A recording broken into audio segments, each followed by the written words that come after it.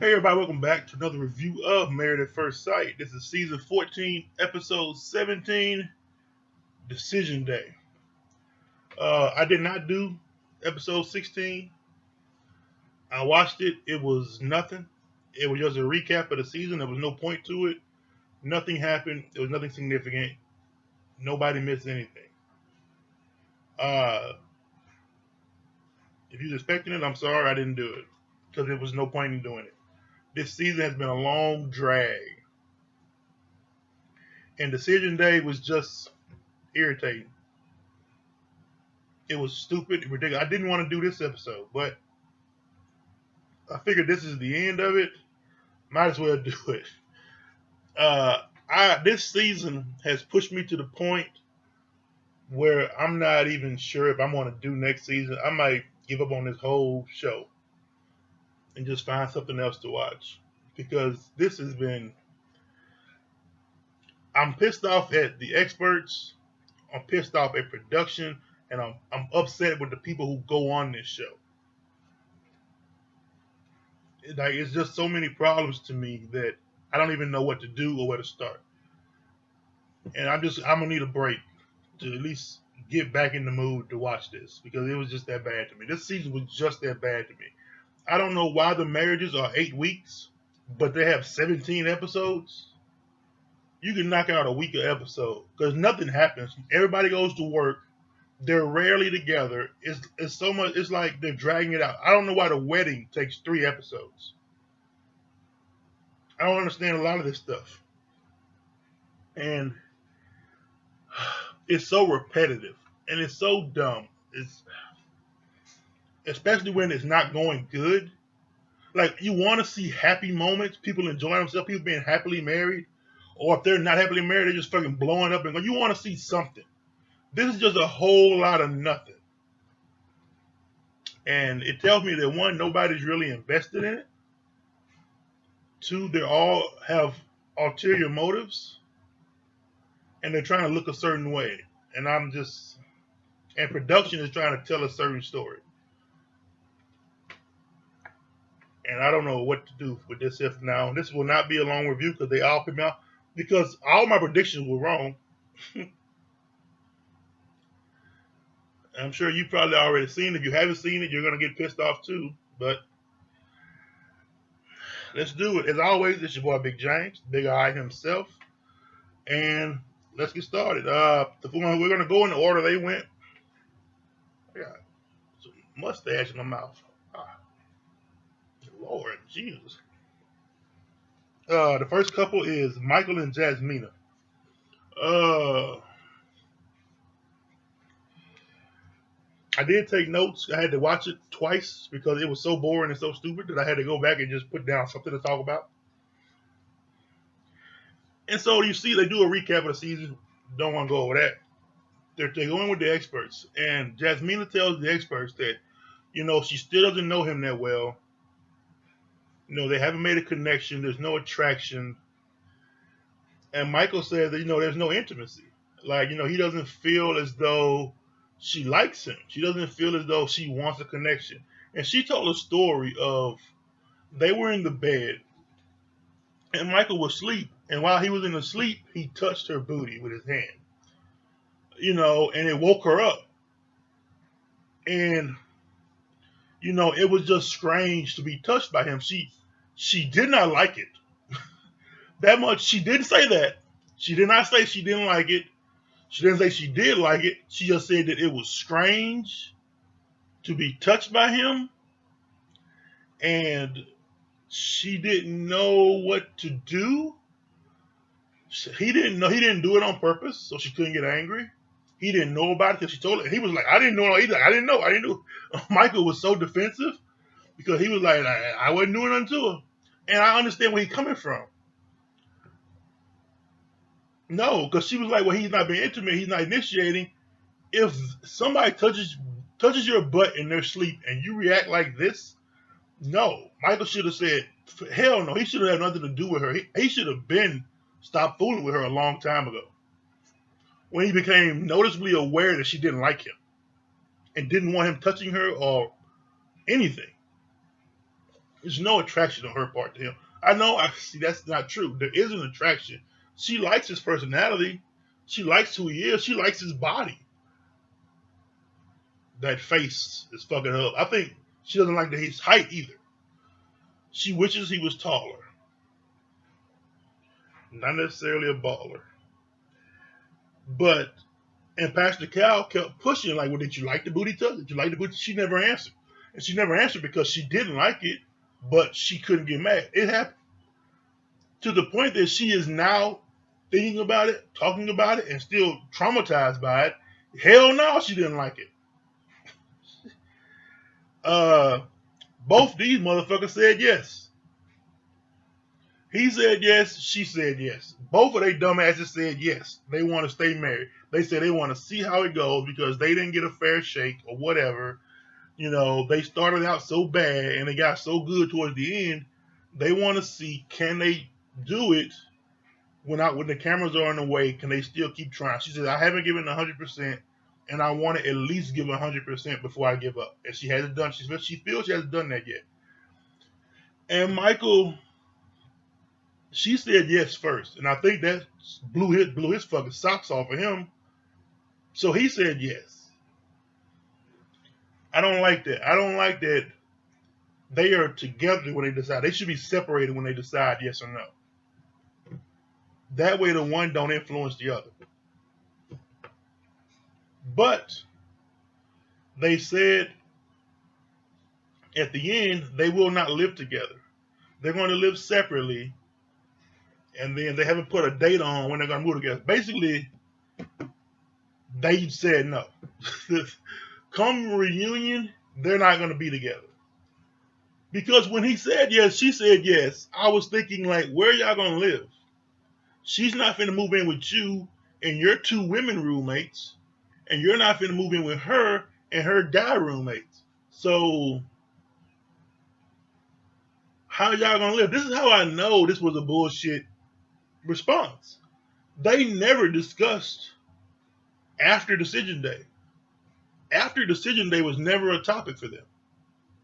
How are we going to live together? How are we going to be married? They never talked about it. Every other couple has talked about it and had plans in some way or another. Michael and Jasmina had no intention of being together. None. He's going to go back to his apartment and she's going to go back to hers. But they're going to be married and they're still, no, what's going to happen is she's going to go back to her life. He's going to go back to his life. And come reunion, they're going to be like, I haven't seen them since the goddamn decision day. That's what it's going to be. I very much doubt they're still together. She showed him no intimacy, none at all. Pastor Cal at least got a hug and a smile. She didn't even give Michael that.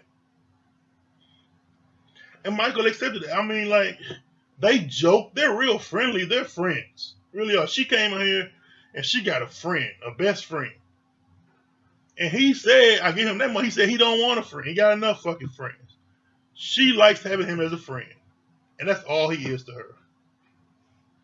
They will not be together. I don't think that they shouldn't have been together decision day. They should have both said no. I don't know what the fuck is going on with them.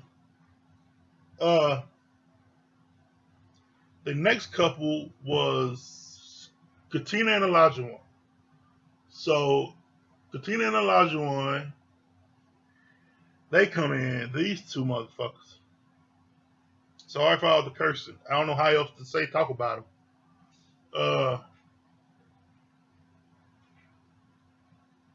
It starts out with Katina. She basically said, what did she say? She said there's no intimacy and that bothers her. It's a thing that, she wishes they had more physical connection. And he was like, he allows her to watch him when he showers. He's okay with her doing that. Like, what? He's just an ass, man. And then Katina says she does plan on finishing school. She does want to travel with Olajuwon. She doesn't know if she'll do it like him because he wants to travel places like twice a month. He is a wastewater operator. I don't know what kind of traveling twice a month he think he's gonna do, but he ain't gonna goddamn do it. Nobody like twice a month. That's ridiculous. That was some bullshit he said to like run her off, and it didn't run her off. She said she plans to have kids maybe in 2 years. She's not set on 2 years. It may be after that.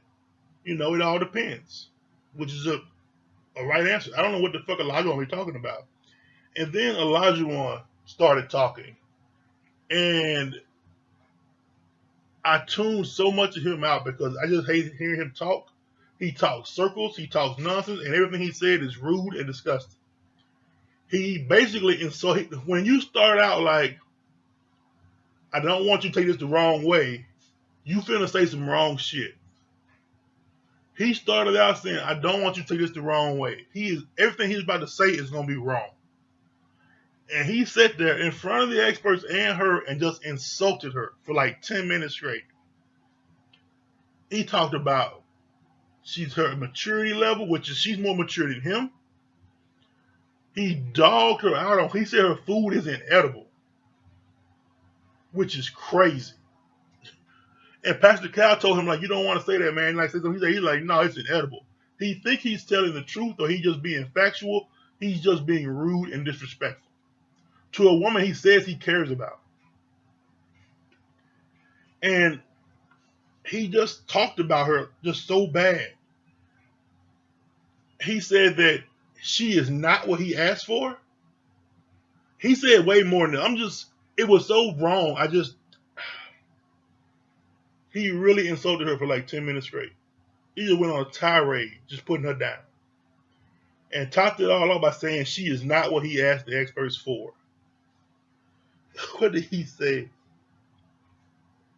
He asked for a woman that was more established, but because he sees her effort, he sees how hard she tries to be a woman and to be a wife. And he would rather have that than someone that's already a wife. He wants someone that's willing to try hard for him, that loves him enough to put in effort for him. That is the biggest load of bullshit. Katina should have slapped him in his damn face. And at no point does he care about her. No point does he think about her. No point does she mean anything. He like, yeah, you trying real hard. I want a woman that tries hard to please me. That's what he told her. And she said that like a fucking dummy, smiling. And none of the experts said anything. They watched this man do this. They sat there, observed it, and did nothing, said nothing. And he said yes, he wants to stay married to her. That made her happy. She said yes. I knew these two damn fools were going to say yes. I knew it. They so goddamn stupid. He wants someone to abuse and she wants to be abused. I don't know how long that's going to last. I really don't. It must be for a while because in the clips when they fucked up the editing, he had a whole neck tattoo that he didn't have for decision day. So it must be until after he gets that tattoo on his neck. So I give it maybe a month or two, maybe a month. I don't know. Because it's going to last until Katina watches this show. And then it ain't going to last no goddamn month. Those two are a fucking disaster. Somebody should have stopped that. The next couple is Steve and Noi.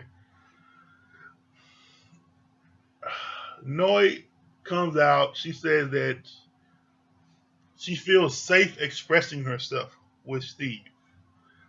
She doesn't feel like she needs to run off. Damn gnats. Run away. Where these gnats come from? She has the opportunity to express her feelings, and he's receptive of it. He listens to her, and he's understanding. And she doesn't feel judged. Like, she can say how she feels or what she thinks. She doesn't feel like Steve is judging her, which is nice to have. They get into a full-blown argument on decision day. It's a small mini argument where they're both talking real low, but they have a full-blown argument about chores, household chores, where Steve is like, I don't feel like I should do everything and all of that. And Noi like, well, you don't work, so you should. You should do everything. You should do all the stuff around the house. And Noy said that Steve, the thing she doesn't like about Steve is that he keeps score. He said, well, I did this and I did that, and you only did this, so you never like, I hate that. I hate that. I hate that. I hate that so much. Scorekeeping is some terrible way to have a relationship where you don't do stuff because you care about somebody. You're only doing it so you can say you did something and they owe you a favor or something like that. It's like, oh, well, I'm winning. I bought you this. I did this for you. I got that for you. You got to do stuff for me. It's like, you should do stuff for your partner out of the kindness of your heart because you care for them, because you love them, and because it's the right thing to do, not so that you can have one up on them. And Noy's like, that's what Steve does. And in Steve's defense, because I got to understand him saying, he was like, yeah, but I do everything. I do all the cleaning. I do all the cooking. I keep the house together. And you want me to get a job so you can quit doing a job. She wants him, because she said it, she wants him to work so that she can stop working. He goes to work. He works every day. And she still wants him to do all the cooking and the cleaning. And she wants to have 3 kids that he takes care of too.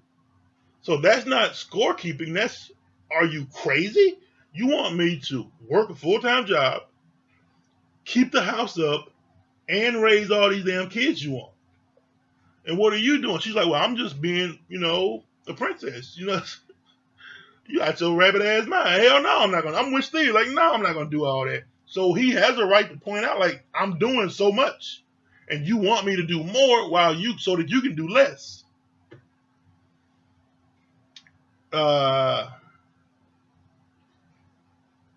These 2 dumb motherfuckers said yes. They had an argument on decision day, y'all. They sat there in front of the experts and argued. And he said, I still want to be married to you. And she said, I still want to be married to you.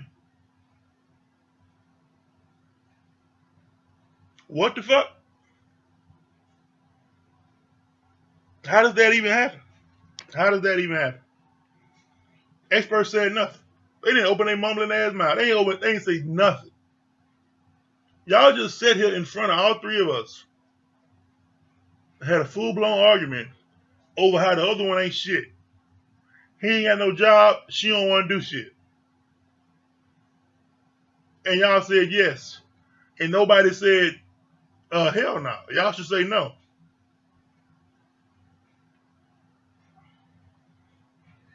He proposed to her again. He proposed to her with a ring pop. He pulled out a ring pop and proposed to her with a ring pop. It was very cute. Later on, when they met up with the other couples, he pulled out his James Allen, that damn product placement, and they had it right there on the screen. James Allen. He opened the goddamn thing, the ring case. James Allen. We had a brand new ring, and it was beautiful. And Noy was surprised and shocked, and she cried uncontrollably. She couldn't contain herself. It was a beautiful ring. I'm sure they got a lot of money. That damn commercial in the show they did right there. I don't know how much James Allen paid for that, but I know it was a lot. Between last episode, when he was shopping for the ring, and this episode when he pulled it out, big ass less. James Allen. Them 2 motherfuckers they gonna stay married probably. Because all their arguments are so stupid. They have dumb, childish arguments over shit that's like, honestly, y'all could figure this out in 5 minutes. Like, it's nothing substantial. It's nothing important. They were arguing over finances. She doesn't know how much money he has. She doesn't know what he even does. That is a conversation. That is him pulling out his phone like, oh, look at here, baby. Oh, I got this here. I do this here right now. See, that's my savings, checking, my business accounts, all that. And just telling her what he does. He said before, he's a software, the fuck is he? I forgot what he said he was. But a sales engineer. And he was like, do you know what that is? She said, no, I don't even know what that is. And you know what he did? He didn't tell her what it was. He should have told her, this is what I do. This is how much it pays. This is how in demand it is. Their problems are conversation. That's it. That doesn't happen. It gives the impression that when the cameras aren't there, they don't even talk to each other. After the show, they're moving. They're at the end. They say they're moving into Steve's apartment, and she's telling him he's gonna need a new couch and new furniture and stuff. So they're moving in together. And Katina and Olajuwon are moving into Olajuwon's house. Michael and Jasmina are going their separate ways because they love each other so much. Uh, them two fools said yes. Our last couple is Mark and Lindsay. Oh my goodness, they looked great. That was the best. Lindsay's look, the way the dress she had on, was the best she looked this whole season. And Mark had on a nice suit. They were matching. They had to have planned it out. I'm pretty sure Lindsay did. They planned it out that they would wear matching clothes. Anyway, they're just laughing and joking, and Lindsay is laughing like the fucking Joker. She's a maniac. And Mark was like, she got that crazy laugh. Mark is terrified of Lindsay. He is. He's like, she got a serial killer laugh. Like she'll cut your laugh. And she does. And she's just like, ah. That fucking stupid ass laugh of hers. And they were like, they have a lot of ups and downs. They have a lot of fun together. They spend a lot of time just laughing. But when they're not laughing, they're just having just arguments, deep cutting arguments. And, Mark is like, I don't know if I can do this. He's like, it's a lot. It's tough. But, he's willing to stick it out. He wants to be married. And there's so much good about Lindsay. We don't see what I have not seen yet what's good about Lindsay. I haven't seen it all. But Mark said, it's good stuff about it, good qualities. Okay, man. Lindsay says, she likes to plan things out while Mark is more of a day-to-day kind of guy. She likes to plan and live for the moment. She wants to travel and do all this stuff. And Mark's one of those guys that wants to, what she say? She said Mark wants to live moment to moment, stay at home with a picket fence, watching the neighbors ride by on bicycles, which sounds like a good time to me. And she doesn't want to do that. She wants to travel. She wants to have kids. And she says she's willing to have a baby and put the baby in a backpack and go all over the world, go mountain climbing, deep sea diving, whatever. She wants to travel with her family, with her husband, with her kids, and she doesn't see Mark as being the kind of guy that does stuff like that. And Mark doesn't really want to do shit like that either. And she gets upset with Mark because she said, she's tired of him always being on social media. She said he posts all these things, he does all this stuff, and when he talks about her or he talks to other people, and she doesn't like him talking to other people. She doesn't like him saying the things he said. And she's like, everything you say, it comes back to me. Even though, because I guess she's not on it, she doesn't have like an Instagram or a Twitter or anything like that. So she's like, but it does come back to me, what you say and what you do on it. She's like, don't think I don't see what you put. And it's the issue to her. And Pastor Cal tells her, no, take the L. She has a problem with you. She doesn't like what you put on social media and what you say about her because she's not on there. And Mark was like, I'm on there. I don't talk about her. I don't even mention her. I just say things or I talk to people, and she infers that it's about her. And he's like, it's not about her. He said, I do a lot of networking. I do a lot of sales. I do a lot of other stuff on social media. So I'm always on there because I work on there. He's like, I'm doing stuff on there. And Pastor Cal said, he's understand, but your wife's not comfortable with it. She doesn't like it. Just take the L, man. Just spend less time on there. Spend more time with her. And he tells Lindsay, like, hey, he can post on social media if he wants to. He's an adult. And if it's part of what he does to connect to people or to talk to people or whatever like that, that's fine. But she doesn't want him talking to other people. She doesn't want him really interacting with people she don't interact with or that she don't know. which is very controlling. And Mark says he wants to see how well this goes. Mark said yes. And Lindsay starts cackling. She pulls out a green button, and Mark push the button. And Mark pushes the button. The button says yes. So she's saying yes. The button thing, I got it. I don't know if anybody else got it.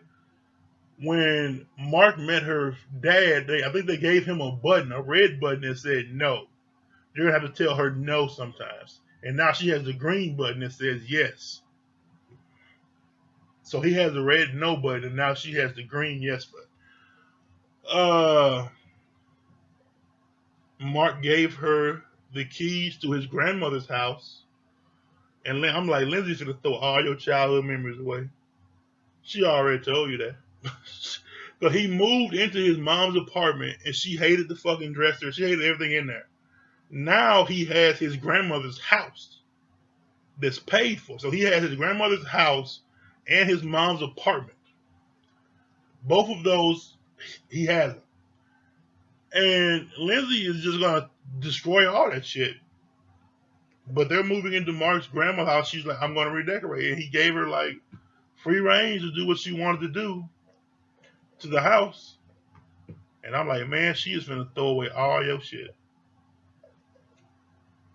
I don't think Mark and Lindsay gonna make it to the reunion either. I think once the cameras are not there, it's gonna get worse. I think it'll get worse for both of them. I think she's gonna go further and he's gonna go further. Talking shit. They're gonna be in just knockdown dragouts in Mark's grandmother's house. If it even gets to that point. They might not make it to the point where she even moves in yet. I'm pretty sure that shit went sideways that same day. When they all get together later on, guess who the fuck shows up? Chris. I like Chris. And Alyssa. I don't like Alyssa. And when the couples all get together later, Chris and Alyssa come, and Alyssa has on like this dress, nice dress. She does not look nice in it, but it's a nice dress. It's a nice silver, shiny dress, real form fitting, real nice. If someone had a body, they would look good in it. And she's wearing it, I guess, to make Chris see what he missed, or she wants to shit on some of these women, and everybody's just looking at her. They're happy to see Chris. No one's happy to see Alyssa, but they make small talk. And they ask Alyssa how she's doing. She's like, I'm pushing through. I didn't get what I wanted, but it's cool. I'm a good person, and I'll find someone or whatever. And they ask Chris how he's doing. He say he's doing all right. He say he's dating again, which pissed Alyssa off. I don't know why she's upset. She didn't want him. They're divorced. Why is she mad that he's dating? Like, they didn't have a connection. She didn't want anything to do with him. They got divorced. That was an annulment. That wasn't even a divorce. They could have just got annulled. They weren't together for a week. Shit. They weren't together at all. So that had to have been a quick process. And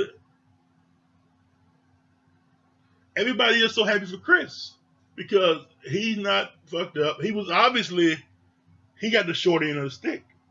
And the cameraman ain't shit. Because when Jasmine was saying, like, she would have never gave up without giving 100%, they put the camera on Alyssa to show her. She just sitting there with a dumb look on her face because she never even tried. At least Chris was willing to try. And she's still taking shots at him. Well, she just wasn't happy with how it just wasn't fair to her what happened. The expert should have done a better job of trying to give him what he wanted and her what she wanted. It's like, girl, shut your ass up. And then that was it. The reunion looks like nobody's together, but I'm pretty sure somebody is. Lindsay is going off in the reunion preview of Alyssa because I guess Alyssa has been DMing Mark. I think Lindsay probably went off on everybody. So, hey, that was the show. That was the season. I catch y'all at the reunion. And those are my thoughts. What are yours? Make sure you like, comment, subscribe. Tell me how you feel. Tell me what you think. And I'll get back to you. Hey, man. Until next time. Peace.